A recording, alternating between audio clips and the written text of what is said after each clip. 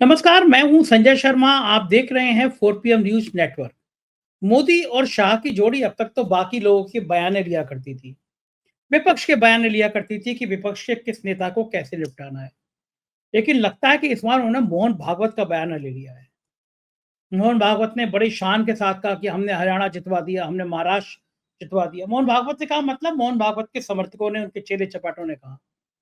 पहली बार ऐसा हुआ कि संघ ने बाकायदा कोशिश करी कि खबरें छपें, खबरें चलें कि हरियाणा और महाराष्ट्र को जिताने में संघ का हाथ था। ये मैसेज देने की कोशिश करी कि हम पार्लियामेंट के चुनाव में नहीं जुटे तो मोदी बहुमत नहीं पा सके। हम जुटे तो हमने हरियाणा और महाराष्ट्र जिता दिया। मतलब मोदी का कद कम हो गया, संघ का कद बढ़ गया। क्योंकि पिछले 10-11 सालों से ये चल रहा था, संघ बौना हो गया, मोदी बड़े हो गए। मोदी तो इतने बड़े हो गए कि ऐसे-ऐसे फोटो बनाने की हिम्मत हो गई कि मोदी बड़े हैं और भगवान राम छोटे हैं, उनका राम जी का हाथ पकड़ के ले जा रहे हैं। भगवान राम बच्चे हैं और मोदी बड़े हैं। लेकिन मोहन भागवत ने जब ये करने की सोची, होगी, होगी मैं कह रहा हूँ, मेरे पास कोई सबूत नहीं है। लेकिन अखबारों में, चर्चाओं में, हर जगह ये बात हो रही है, संघ कह रहा है। तो फिर मोदी और शाह की जोड़ी ने सोचा कि अब मौका देखा जाए और निपटा दिया जाए। जिस तरह से अमित शाह की एक गलती पे सब लोग उनको निपटाने पे जुड़ गए हैं, अंबेडकर अंबेडकर वाले बयान पे, उसी तरह भागवत के एक बयान पर अब मोदी ने भी प्लान कर लिया। भागवत ने कहा कि मंदिर के नीचे मस्जिद, मस्जिद के नीचे मंदिर, इस तरह की बातें कुछ लोग कर रहे हैं और हिंदू नेता बनना चाह रहे हैं, इस तरह का बयान दिया भागवत। और उसके बाद मोदी ने ट्रम्प कार्ड चल दिया। वो कर दिया जिससे भागवत की हालत खराब हो जाए, निबट जाए मोहन भागवत। क्या है ये पूरा प्लान? अभय दुबे जी से इस बातचीत में इसका खुलासा होगा। बहुत बेहतरीन बातचीत होगी आज, तार्किक बातचीत होगी आज, मुद्दों पे बातचीत होगी आज। पूरी बातचीत सुनिएगा, आपको बहुत मजा आएगा। उससे पहले चैनल को सब्सक्राइब और ज्वाइन कर लीजिएगा। चलते हैं अभय दुबे जी के पास। 4 PM न्यूज नेटवर्क में स्वागत है अभय दुबे जी आपका। अमित शाह का बयान, इस पर विवाद थमने का नाम ही नहीं ले रहा है। मायावती जी ने पूरे देश में प्रदर्शन कर डाला, बहुजन समाज पार्टी सड़कों पर आ गई, विरोध किया और ये कहा कि बाबा साहब का अपमान हम सहन नहीं करेंगे। क्या लग रहा है आपको कि ये मुद्दा थमेगा कैसे? क्योंकि विरोध की जो आवाजें हैं, वो रोज तेज हो रही हैं, वो अलग-अलग एंगल से निकल के आ रही हैं, वो एक बड़ा मूवमेंट बना रही हैं और कहीं न कहीं खतरा भी पैदा हो रहा है भाजपा संघ को। ये रुकेगा तो फिर रुकेगा कैसे? देखिए, मायावती अगर अंबेडकर के सवाल पर, अमित शाह ने अंबेडकर का जिस तरह अपमान किया, उस सवाल पर अगर विरोध प्रदर्शन नहीं, विरोध का झंडा खड़ा नहीं करती, अगर वो आक्रामक रवैया अख्तियार नहीं करती और वो हाथ पर हाथ रख के बैठी रहती जैसा कि आजकल उनका रवैया हो गया है, तो इससे मायावती की पूरी राजनीति समाप्त हो सकती थी। इसका खतरा मायावती के सामने था। इसका एक ऐतिहासिक कारण है। महाराष्ट्र से भी ज्यादा मैं मानता हूं कि उत्तर प्रदेश अंबेडकरवाद का गढ़ है। उत्तर प्रदेश के दलित आंदोलन पर अंबेडकरवाद की बहुत पुरानी छाप है।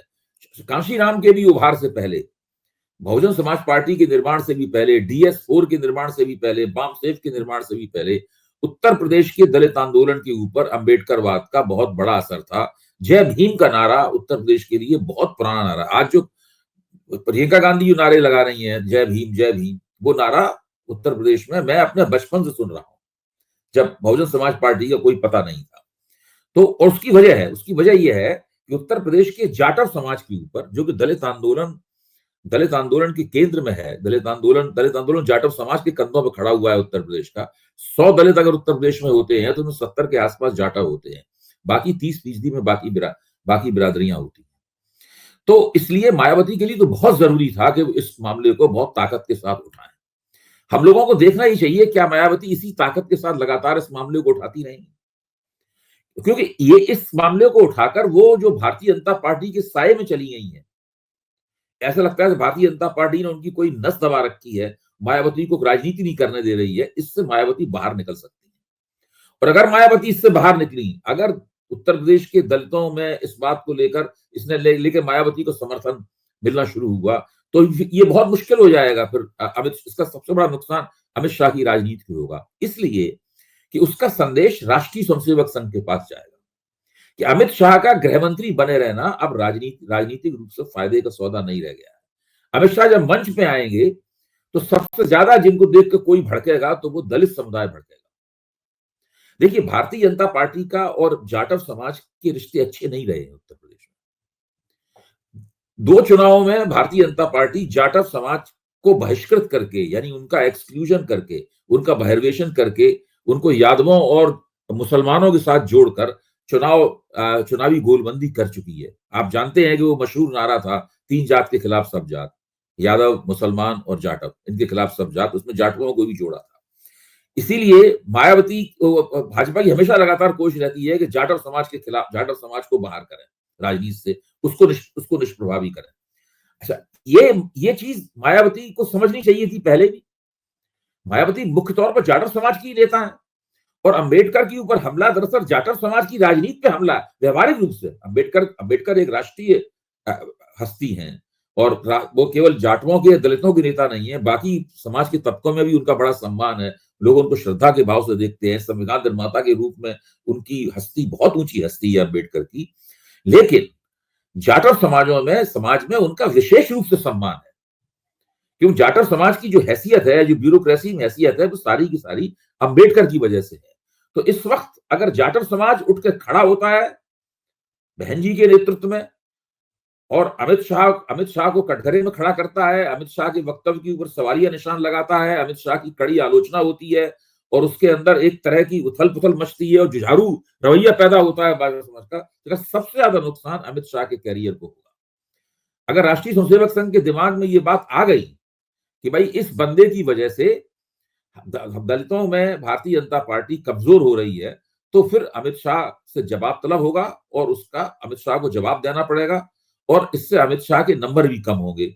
और मुझे नहीं लगता कि इससे जो नरेंद्र मोदी का उत्तराधिकारी बनने की अमित शाह की जो इच्छा है, जो कामना है, वो कामना सफल होगी। मेरे ख्याल से वो विफल होने की तरफ ज्यादा जाएगी। अच्छा, आपको नहीं लगता अभय जी कि बीजेपी ने भी एक रणनीति के तौर पे बड़ी गलती कर दी?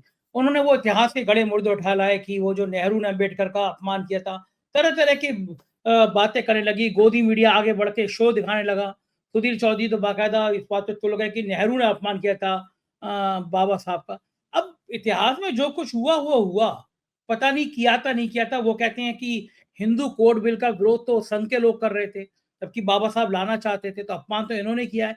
लेकिन वो पिछली बातें थी। ताज़ा मामला ये है कि आपने बाबा साहब का उपहास उड़ाया। अम्बेडकर, अम्बेडकर, अम्बेडकर, क्या अम्बेडकर करते रहते हैं? इतना भगवान का नाम ले लेते। दलितों के भगवान हैं वो। तो वो मैसेज जो है पिछले, आप उसको सोच रहे हो कि हम नेहरू की बात करके और निपटा देंगे अमित शाह बयान को, बाबा साहब के बयान को। लेकिन मुझे लग रहा है कि गोदी मीडिया के लाख चिल्लाने पे भी विवाद खत्म तो हुआ नहीं। अब ये अंत तक पहुंचेगा कैसे? कौन-सी तरकीब है कि अमित शाह ये निपटा दें बीजेपी, क्योंकि जितना बढ़ेगा, हम मायावती का विरोध हुआ, प्रदर्शन हुआ, कल को कांग्रेस कर रही है, लगातार रोज एक ना एक बात हो रही है, ये निपटेगा कैसे? नहीं, आपका ठीक कहना है। आप अतीत को अपने तरीके से गढ़कर, अतीत को आप तोड़ मरोड़ कर पेश करके आप वर्तमान में जो आपने किया है उसको आप झुठला नहीं सकते। लोगों को अतीत की याद दिला रहे हैं कि बाबा साहब के साथ ये हुआ है। मैं तो उसको उल्टे तरीके से देखता हूं। मैं ये मानता हूं कि अगर गांधी और नेहरू आपस में परामर्श करके बाबा साहब अम्बेडकर को संविधान सभा में नहीं लाते और उन्हें संविधान की मसविदा कमेटी का चेयरमैन न बनाया जाता, तो संविधान लिखने का श्रेय बाबा साहब को नहीं मिलता। ठीक बात। भाई, अगर संविधान सभा में बाबा साहब नहीं होते तो क्या संविधान सभा संविधान तैयार नहीं करती? हो सकता है संविधान की शक्ल कुछ और होती, लेकिन भारत को एक संविधान देना तो उसका एजेंडा था ना। भारत को संविधान तो वो देती ही, 3 साल तक चली, 3 साल में भारत को संविधान तो देती ही वो। अच्छा, दूसरे, अगर भारत की पहली सरकार में अंबेडकर को कानून मंत्री न बनाया जाता, तो भारत के पहले कानून मंत्री होने का श्रेय भी उनको नहीं मिलता। हिंदू कोड बिल लाने का श्रेय भी उनको नहीं मिलता अंबेडकर को। तो अंबेडकर के जिंदगी के जो सबसे ज्यादा चमकदार क्षण थे, यानी संविधान निर्माण का क्षण, पहले कानून मंत्री के रूप में शपथ लेने का क्षण, हिंदू कोड बिल संसद में पेश करने का क्षण, इन तीनों क्षणों का श्रेय तो जवाहरलाल नेहरू और कांग्रेस को मिलना चाहिए। और इस बात को कांग्रेस, इसकी वजह से कांग्रेस को दलितों ने बहुत बड़े बड़े अरसे तक वोट भी दिया है। आप देखिए ना, आजादी के बाद में मेरे ख्याल से लगभग आधी सदी तक देश के दलित कांग्रेस को ही अपनी एकमात्र पार्टी मानकर वोट देते रहे हैं, क्योंकि वो जानते थे कि अब के कांग्रेस के साथ में, कांग्रेस की सरकार का जब उद्घाटन हुआ 1947 के बाद में, तो उसके साथ बाबा साहब का नाम जुड़ा हुआ था। जब संविधान का उद्घाटन हुआ तो उसके साथ बाबा साहब का नाम जुड़ा हुआ था। तो आप उस पुराने अतीत को अपने मनमाने तरीके से तोड़ मरोड़ के पेश करके अमित शाह ने जो कहा है उसको आप पर्दे के पीछे नहीं फेंक सकते, पृष्ठभूमि में नहीं फेंक सकते। वो बार-बार निकल कर आएगा, भारतीय जनता पार्टी का मुंह चिढ़ाएगा और भारतीय जनता पार्टी काफी सकपकाई हुई है। अगर आप ध्यान से देखें तो सारे के सारे कदम बचाव की मुद्रा में है। भाई आप भाषा कोई भी इस्तेमाल करें, मुख्य तौर पर आपके ऊपर एक हमला हो रहा है और आप बच रहे हैं, उससे हमले से बचने की कोशिश कर रहे हैं, तभी आप अतीत को निकाल के ला रहे हैं। अभी तक भारतीय जनता पार्टी ने नहीं बताया है कि पिछले 10 वर्ष में, अब 11वीं साल चल रही है उनके शासन का और कई राज्यों में भी लगातार उनकी सरकार है, क्या उन्होंने दलितों के पूरे कोटे की भरपाई की है? नहीं की है? क्या नौकरियों में दलितों का कोटा खाली नहीं पड़ा हुआ है कई जगहों पर? मतलब बहुत सारे ऐसे मसले हैं जिसके लिए भारतीय जनता पार्टी जवाबदेह है। आज तक भारतीय जनता पार्टी ने रोहित वेमुला कांड के बारे में पूरी सफाई नहीं दी है। आज तक गुजरात में दलितों के ऊपर जो भीषण अत्याचार हुए हैं उसकी सफाई नहीं दी गई है। आज तक पश्चिमी उत्तर प्रदेश में योगी जी के शासनकाल में दलितों के ऊपर जो ऊंची जातियों ने हमले किए थे 2017 के बाद से ही शुरू हो गए थे, हम सब लोगों ने इसकी रपट पर टीका टिप्पणियां की हैं, उसकी आज तक कोई सफाई नहीं दी गई है। क्या उत्तर प्रदेश के दलित मानते हैं कि उत्तर प्रदेश में ऐसी सरकार चल रही है दलितों के प्रति हमदर्द है? मुझे तो नहीं लगता ऐसा। उत्तर प्रदेश सरकार ने आज तक ऐसा कोई भी काम नहीं किया है जिससे लगे कि वो दलितों की विशेष रूप से चिंता करती है, या उत्तर प्रदेश की पुलिस ने दलितों की खास तरफदारी की है। ऐसा कुछ भी नहीं किया गया है। तो भारतीय जनता पार्टी तो केवल एक ही तरीके से अमित शाह ने जो पाप किया है संसद में, उस पाप की भरपाई तभी हो सकती है जबकि भारतीय जनता पार्टी बताए कि हमने दलितों के पक्ष में क्या क्या किया है, उसकी लिस्ट पेश करे। जब वो लिस्ट पेश करेगी तो विपक्ष उसकी आलोचना करेगा, तब सार्वजनिक जीवन में बहस होगी कि भाजपा ने दलितों के पक्ष में कुछ किया है या नहीं किया है। कांग्रेस ने क्या किया था ये बताकर वो अभी जो हुआ है इसकी भरपाई भारतीय जनता पार्टी नहीं कर सकती और इसका लगातार उसको राजनीतिक नुकसान होता रहेगा। अच्छा, आप अगर अमित शाह जी की जगह होते, ये हाँ। गलती आपने कर दी होती तो आप क्या करते, कैसे निपटते इससे? नहीं, पहली बात तो मुझसे गलती होती ही नहीं कि मेरे तो अंबेडकर के साथ रिश्ते दूसरे किस्म के हैं, मैं तो ये गलती कर ही नहीं सकता था। इसलिए आप मुझे तो उनकी जगह रखिए ही नहीं। प्रश्न इस बात का है कि अमित शाह से ही गलती क्यों हुई? विचार हमें इस बात के ऊपर करना चाहिए कि अमित शाह से गलती क्यों हुई। देखिए उसकी सबसे बड़ी वजह ये है कि ये लोग केवल अंबेडकर की तस्वीर लगाते हैं। अंबेडकर की विचारधारा से इनका कोई संबंध नहीं है। दत्तोपंत ठेंगड़ी हैं, एक राष्ट्रीय स्वयंसेवक संघ के विचारक हैं, सिद्धांतकार हैं, जिनका देहांत हो चुका है अब। उन्होंने बहुत कोशिश करके अंबेडकर के विचारों को इधर से निकाल के उधर से जोड़कर कुछ कतर व्योत करके एक ऐसा ढांचा बनाने की कोशिश की थी जिससे लगे कि अंबेडकर दरअसल एक हिंदू चिंतक थे। वो हिंदू समाज में छुआछूत वगैरह की जो बुराइयां हैं उन बुराइयों से चिंतित थे, इसलिए हिंदुओं में समाज सुधार करने की कोशिश कर रहे थे। ये दत्तोपंत ठेंगड़ी ने अंबेडकर का एक स्वरूप बनाने की कोशिश की। तो भारतीय जनता पार्टी ने एक नए अंबेडकर को गढ़ा, नहीं कहूंगा, जो अंबेडकर थे उनकी उपेक्षा की, अंबेडकर के विचारों की उपेक्षा की और एक नए अंबेडकर को गढ़ के अपने कार्यकर्ताओं को उसे थमाना चाहा। आज भी अमित शाह ने जिस तिरस्कार के साथ में, जिस अवज्ञा के साथ में अंबेडकर का नाम लिया है, भारतीय जनता पार्टी के आम कार्यकर्ता बाबा साहब को उसी तिरस्कार और अवज्ञा के साथ याद करते हैं।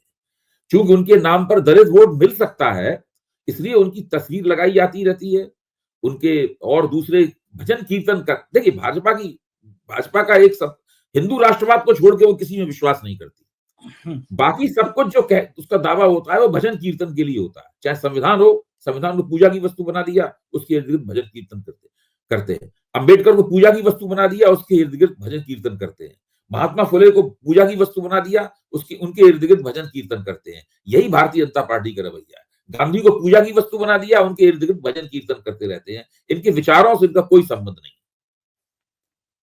अच्छा, ये एक साहब ने मुझसे कहा कि जरा थोड़ा गहराई से देखो, ऐसा तो नहीं है कि अमित शाह को किनारे करने की कोशिश हो रही हो। तो अमित शाह ने पूरी पार्टी का रायता बिखेर दिया। खास तौर से उत्तर प्रदेश में जो लोकसभा चुनाव के बाद के नतीजे के बाद की जो स्थिति थी, जिसमें पिछड़े और दलित एक मंच पर चले गए थे, तब योगी आदित्यनाथ ने बटोगे तो कटोगे का नारा दिया, उसको मीडिया ने बड़ा प्रचारित किया। तो जो दोबारा से पिछड़े और दलित को हिंदू बनाने की कोशिश थी, उस कोशिशों पे तो पलीदा लगा दिया इस बयान ने। मतलब योगी आदित्यनाथ का तो फीचर और गड़बड़ा दिया इस बयान ने। अमित शाह ने ये बयान गलती से उनके मुँह से निकल गया होगा, प्लानिंग रही होगी, स्ट्रैटेजी रही होगी, हुआ क्या था? मतलब कैसा तो कैसा पहली नज़र में देखिए, पहली नज़र में अमित शाह के दिमाग में क्या चल रहा था, उन्होंने क्यों बोला, ये तो हम लोग इस पे तो कोई दावा नहीं कर सकते। लेकिन पहली नज़र में तो मुझे यही लगता है कि अमित शाह सोच रहे थे कि ये कहकर वो कोई सिक्स मारने वाले हैं, कोई छक्का मारने वाले हैं।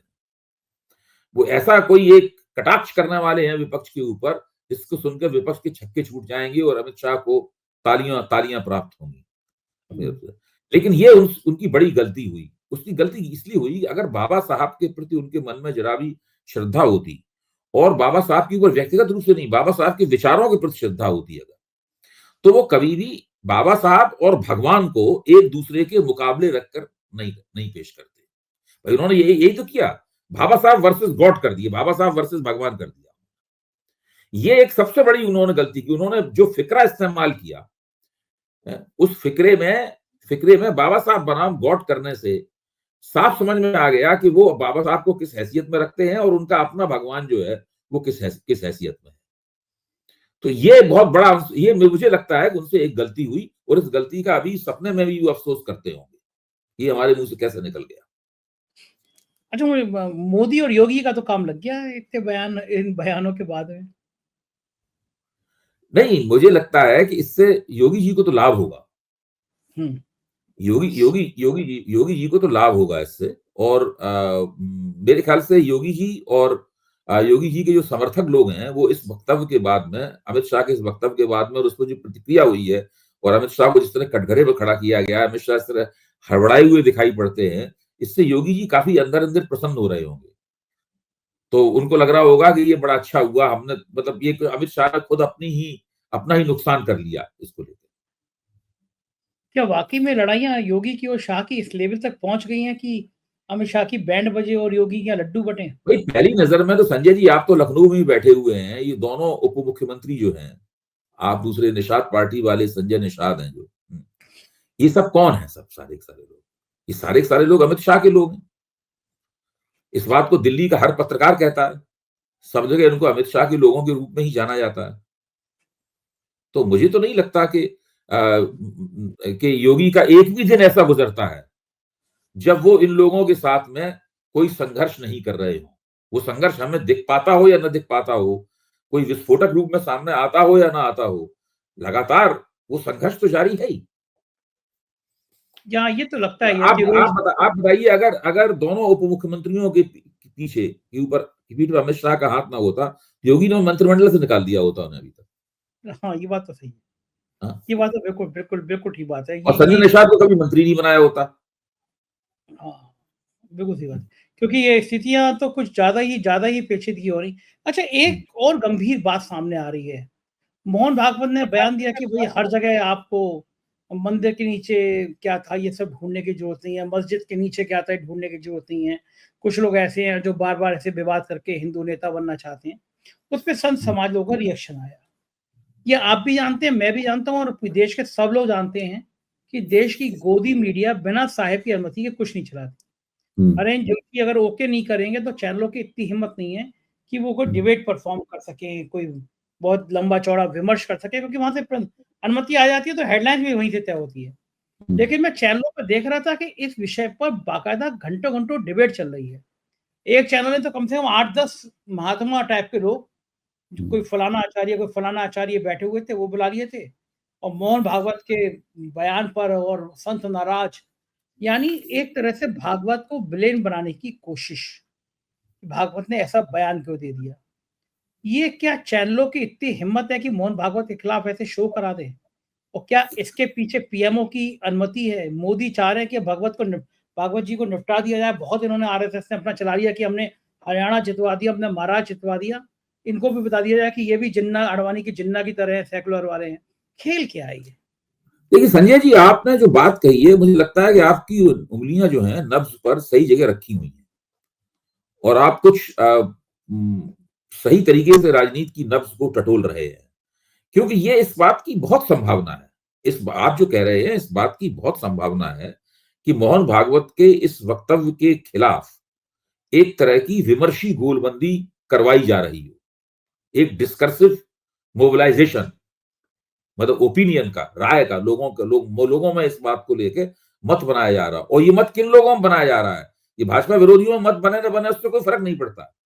ये दरअसल में गोलबंदी भाजपा और संघ के दायरे के भीतर हो रही है। ये महत्वपूर्ण बात है, इसमें देखने की वाली बात यह है कि ये गोलबंदी भाजपा और संघ के दायरे के भीतर हो रही है कि मोहन भागवत ने ये जो वक्तव्य दिया है, दरअसल ये हिंदुत्व विरोधी वक्तव्य है। और वे तमाम ट्विटर हैंडल, एक्स के वो हैंडल और उस तरह के तमाम लोग जो कि दिन रात मोदी सरकार के लिए गुणगान करते हैं और मोदी जी के 56 इंच के सीने का बखान करते रहते हैं, वो सब मोहन भागवत को भिगो भिगो कर गालियां दे रहे हैं। तो इस वक्त मोहन भागवत के खिलाफ दक्षिणपंथी आलोचना वामपंथी आलोचना से भी अधिक मुखर है।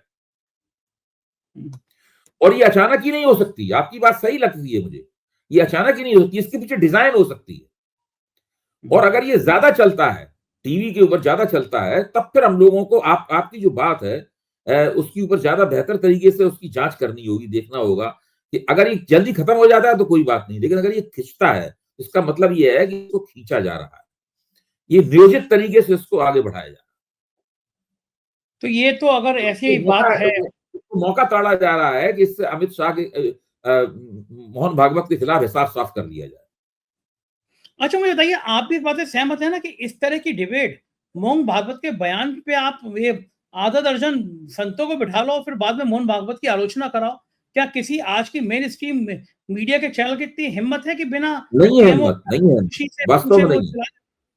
नहीं, सही कह रहे हैं आप, वास्तव में इस बात की हिम्मत नहीं है। ऐसा तभी हो सकता है जबकि इसके पीछे शय हो कोई ना कोई, तो ये और वो बात शय जो, कहां से होगी हम सब लोग जानते ही हैं इस बात को। तो अच्छा ये बात जो मैं जान रहा हूँ अभय जी आप समझ रहे हैं, तो क्या ये बात मोहन भागवत नहीं समझ रहे हैं कि उनके फोटो बिल्कुल लगा समझ लगा रहे के? होंगे, सब कुछ समझ रहे, सब बिल्कुल समझ रहे होंगे, इसमें कोई शक नहीं, बिल्कुल समझ रहे होंगे। अब फिर उनका राजनीतिक एंटेना इतना सेंसिटिव होगा कि इस बात संवेदनशील होगा कि वो इस बात को समझ जाए कि ये सब भड़काया जा रहा है, करवाया जा रहा है। बिल्कुल समझ रहे हो। तो मतलब इसका एक एंगल ये भी है कि जो योगी आदित्यनाथ को जो संघ का समर्थन की बात सामने आ रही थी, जिससे नाराज थे अमित शाह, जिससे नाराज थे मोदी, तो उसका भी एक नमूना है कि आपकी तुम। बात का संजय जी एक मतलब ये भी निकलता है कि भारतीय जनता पार्टी राजनीतिक स्थिति से राजनीतिक लिहाज से इतनी नाजुक स्थिति में है कि कोई भी इस तरह का वक्तव्य, कोई भी इस तरह की घटना उसके अंदर एक नए शीत युद्ध का आगाज कर सकती है। एक तरह का शीत युद्ध ही है। भाई मोहन भागवत ने एक वक्तव्य दिया, अगर उस वक्तव्य पर गोदी मीडिया के अंदर भगवा वस्त्रधारियों को बैठाकर, महामंडलेश्वरों और आचार्यों को बैठाकर अगर मोहन भागवत की खिंचाई हो रही है, तो निश्चित रूप से उसके पीछे भारतीय जनता पार्टी और संघ की अंदरूनी ताकतों का हाथ है। ये हो ही नहीं सकता कि उनका हाथ ना हो। मैं आपके इस अवलोकन की तस्दीक करता हूं। अच्छा अब ये अगर है हाथ है, तो फिर जब बात निकली है तो दूर तलक जाएगी, फिर इसका अंत अंत क्या होगा, कहां तक ये लड़ाई जाएगी, क्या सीन देख रहे हैं आप? वो देखना ये पड़ेगा कि इसको आगे कितना खींचा जाता है। अगर ये जल्दी खत्म हो जाता है तो खत्म हो जाएगा, लेकिन अगर ये लंबा खींचा जाता है तब फिर मोहन भागवत की तरफ से इनको संदेश जाएगा इन लोगों को कि ये सब बंद कीजिए आप, और अगर ये नहीं बंद होता है तब फिर झगड़ा होगा। रहमन धागा प्रेम का मत तोड़ो चटका है, टूटन से वो तो फिर एक ना बार जोड़ो। गांठ लग चुकी है, वो तो गांठ पड़ गांठ गए, लग चुकी है। देखिए गांठ लग लोग गई। अभी अभी अभी 4 जून के का जो चुनावी फैसला था उसके पूरे फलितार्थ हम लोगों के सामने नहीं आए हैं। ये मत मानिए हरियाणा चुनाव और झारखंड का चुनाव और महाराष्ट्र का चुनाव और कश्मीर का चुनाव से वो सब बातें पीछे चली गई। वो नहीं है अभी, उस फैसले के पूरे फलितार्थ हम लोगों के सामने नहीं आए हैं अभी जंग बाकी है। मैं आपसे कहूंगा कि आपकी ये लाइन जो है, ये थिंकिंग लाइन जो है, इसको अभी आप और इसका संधान कीजिए, इसको थोड़ा और कुरेदिए इसको, तो इससे अभी और भी कुछ निकलेगा इसके अंदर से। नागपुर में बात करता हूँ, नागपुर में जो लोग हैं उनसे बात हाँ, करता हूँ, क्योंकि हाँ, संघ के एक विस्तारक से मेरी बात हुई, जो विस्तारक रह चुके हैं। उन्होंने मुझसे कहा कि ये पहली बार ऐसा हुआ कि हम सोच नहीं सकते थे कि अभी आधे घंटे पहले ही फ़ोन आया आपसे, जब बात कर रहा था तो आधे घंटे पहले फ़ोन आया और बहुत अच्छे बड़े समय से संघ से जुड़े हैं। उन्होंने कहा मुझे यकीन नहीं हो रहा संजय जी कि टीवी चैनल मोहन भागवत का फ़ोटो लगा के इस तरह की बातें करा सकते हैं। ये एक बहुत बड़ी साजिश है, तो मेरा भी दिमाग ठनका, मैं कहा बात तो ठीक है। इन चैनलों की इतनी हिम्मत कैसे होगी कि मोहन भागवत का फ़ोटो लगाएँ, फिर आधा दर्जन संत इकट्ठे करें, संत गेरुआ पहने फिर उनका विरोध कराएँ, तो मुझे भी लगा कुछ अजीब-सा तो चल रहा है, कुछ खेल तो चल रहा है, तो मेरे भी हज़म तो नहीं हो रहा था। लेकिन ये खतरा वाला खतरनाक खेल खेल रहे हैं ना मोदी जी और शाह, कि अगर इस तरह करा रहे हैं तो। नहीं, देखिए राजनीति एक ऐसी चीज है, इसमें खतरे के अंदर खतरा होता है। और चाल के अंदर चाल छिपी होती है। हुँ। तो उसको जितनी जल्दी भांप लिया जाए उतना ही बेहतर है। और मेरे ख्याल से तो मोहन भागवत की भी जब संघ के आप जिस विस्तारक की बात की है उनकी समझ में आ गया है, तो फिर भागवत जी की भी समझ में आ गया होगा। तो यानी आने वाले कुछ दिनों में और बढ़िया-बढ़िया कुछ सी हो तस्वीर। सकता है, मतलब कुछ कुछ इस तरह की, क्यों, और ये भी समझ में आ गया होगा, ये भी पता लग गया होगा कि कौन है जो उसको उकसा रहा है। हुँ। कौन है ये जो चर्चा के कार्यक्रम है, इनको कौन प्लांट करवा रहा है। ये तो प्लांटेड कार्यक्रम हुए ना इस लिहाज से। हाँ, ये तो कौन प्लांट बिल्कुल। करवा रहा है? हाँ, ये सब पता लग गया होगा उनको, और उसके हिसाब से उन्होंने अपनी लिस्ट अपना अपना उन्होंने लिस्टें बनानी शुरू कर दी होंगी कि किसको काटना है, किसको उठाना है। यानी कुछ दिनों बाद और बढ़िया-बढ़िया चीज़ें भी सामने आ सकती हैं। बिल्कुल, बिल्कुल, बिल्कुल। चलिए देखते रहेंगे, बात करते रहेंगे। बहुत-बहुत शुक्रिया अभय जी, आपने इतना समय दिया। Thank you sir. तो ये थे अभय दुबे जी और पूरी बातचीत सुनने के बाद आप इस निष्कर्ष पर पहुँच गए होंगे कि मामला तो कुछ गड़बड़ है। संघ भी बहुत लंबी खेल खेलता है, बहुत दाँव पे चलता है। ज़ाहिर है अभी बहुत कुछ होना बाकी है।